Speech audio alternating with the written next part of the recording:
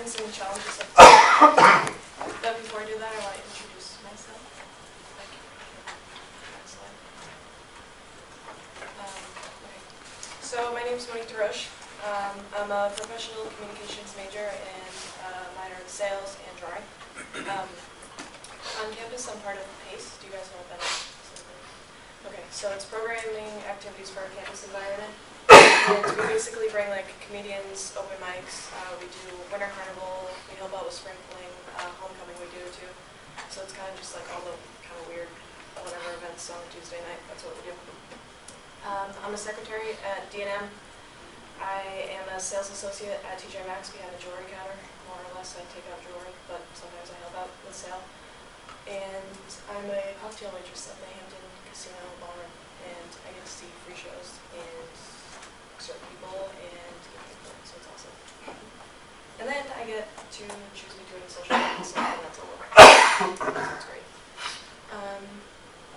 So what I'm going to talk to you guys about today is the importance of prospecting and why, the challenges of prospecting, and then I'm going to tell you what I told you and leave time for questions.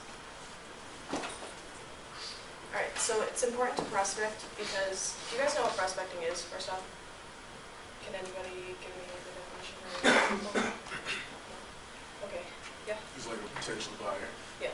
Alright, so if you're like in a business or something and they're thinking that you guys have like enough customers right now, and like maybe that's enough for the future too, but obviously we can't predict everything, so these are just some reasons why that we always need to be prospecting, because, can somebody read the first one?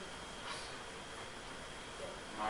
Market conditions may change. Yeah, can you read the second one? Yeah, you go. In business to business, customers may go out of business. And the third one? Salesperson may lose to customer to competitors.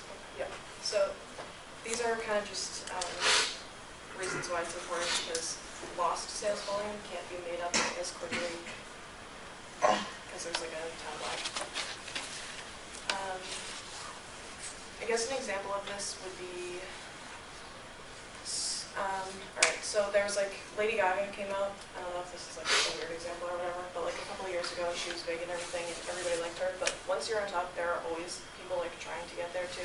So like now more popular artists have come out, like Nicki Minaj or whatever, and that's kind of like the same thing as with business. Like once you're on top, there's always people going to be trying to get there too. So you have to like keep yourself like in people's mind and be relevant. Who is afraid of rejection? Okay. So salespeople have a problem with prospecting because it's hard. Obviously, like people don't have time for you. They're in their lives, and these are just some more reasons why. People are kind of like pushed off, like, don't talk to me, whatever, like I'm doing my own thing right now. And we kind of just have to like overcome that, I guess. Like Paul Myerson was saying, like he started from bottom up and he got rejected a bunch of times and failed in business, but like if we push through that, obviously more prospects and more opportunities to get sales. That's basically it. So I just went over what prospecting is, why it's important, and why it's hard, and why we need to keep doing it. And it's difficult but worthwhile. So that's my first question.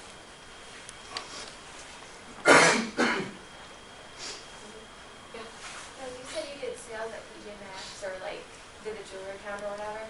So like, do you ever have to use like this, like these like prospects you're constantly like seeing all the time, or? No, we don't have to prospect at TJ Maxx. Obviously, it's just like go in for your shift and leave. But like, I'm still selling something, so I'll like take this out and they're gonna ask my opinion on it and say what's better, what's this brand, is it like real silver, fake silver, like whatever, stuff like that. So I don't have to prospect, but if people come in, they expect me to give them my opinion.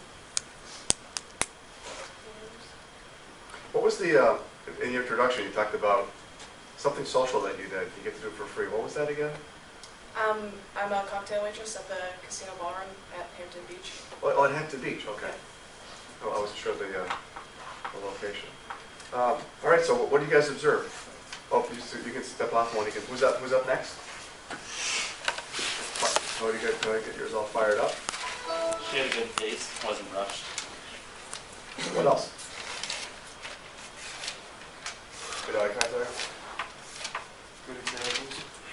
And straight to the point, no like extras. Yeah. What, I'm just taking notes here as we're going. What did you think of her, what example did she use that really got your attention? Paul Myersman. Yeah, that was good. It's always great to bring in something from a prior guest speaker to show that you learned that, you're reintroducing it so we all remember to reinforce our knowledge. What else did she use prior to that? Lady Gaga. Yeah, was it Nicki Minaj? Who's that? But anyways, actually, I know who it is, but I'm not a fan. But so how relevant was that? Using something of pop culture that you could all relate to, and your example is very good because it's when you're at the top, or if you've got the business, when you're not in front of your customer. If Cody's my client right there, and I'm not in front of him, and I'm gone, there's one of three things happening. I guarantee there's someone talking. Well, but didn't Bob Myerson tell us that? Right? What's going on while you're not there? So somebody else is trying to talk to him, and maybe even get the business. So it's important that you try to stay top of mind. And that was a very, very good point. What could you do differently next time? Speak up a little bit, probably. Yeah.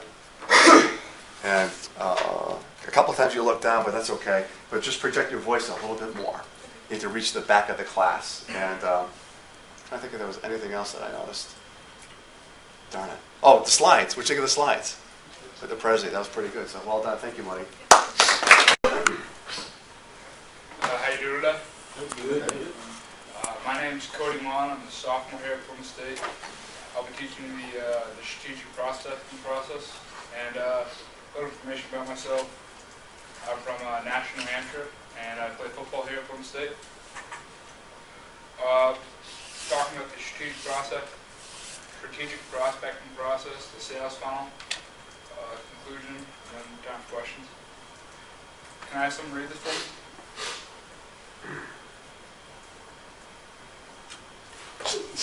I got you. Process designed to identify, qualify, and prioritize sales opportunities, whether they represent potential new customers or opponents, to generate additional business from existing customers. This is good. As she talked about earlier, Paul Myerson talked about it, or she talked about it in the last one, so I'm not going to talk about it now. But the sales funnel, the sales funnel is what Professor Nadeau has been putting on the board since the beginning of class. Where it's like you put 10 prospects in, you get 3 down at the bottom, 3 down, you get out. It gets narrow as you go through. Can I have someone read the first one? Generate leads. Organizations and individuals who might purchase the product. Can I have someone read the second one? Qualify leads. Qualifying is when you pick the best leads out of what you just generated. Can I just have someone read the next one? Determine prospects. Salespeople search for, collect, and analyze, use various types of screening procedures to determine if it's a good lead or not. Can someone read the next one? Prioritize prospects. Even though you've already cut down, qualify the leads, you need to determine what's the best chance of a sale for you. And a good way to do this is by making an ideal customer profile and then comparing your current customer to the profile. And can I summarize the last one? Preparing for sales dialogue. Once you get to this point, you need to start planning your dialogue, like what you're going to talk to. Like information that you've already got from the customer, like what they're interested in, that kind of stuff is good. But you need to start searching more like in depth. Like when Professor Nadeau talked about how he looked up the woman on LinkedIn right before he made the sales call with her. The conclusion. The most productive salesperson will pursue the best sales opportunities and a lot of those opportunities in sales. That was my first question.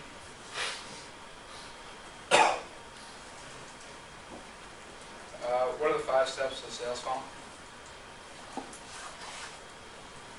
The first one, generate leads.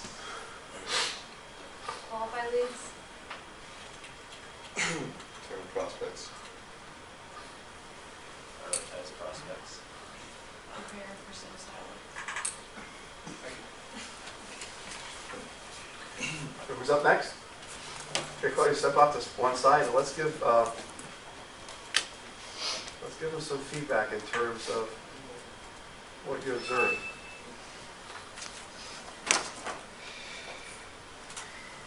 Well prepared. What you guys said, huh? Yeah, you're right, but what'd you observe? Just like you knew the information, well, like what you knew what you wanted to get across the sales funnel and the process. Yep. Bringing examples up from class. What was that? Say it again, since everybody hears. Kept bringing examples up from class. Yeah, exactly. That's always a very effective technique, using that as your examples as well. What could you do differently next time? Speak up. Yes, project your voice a little bit more, Cody. Yeah. And tell us who you are again, and tell us who you are and what your major and what year you are again. Go ahead. My name is Cody Mott. I'm a sophomore here at Plymouth State. I'm a marketing professional sales major. Okay.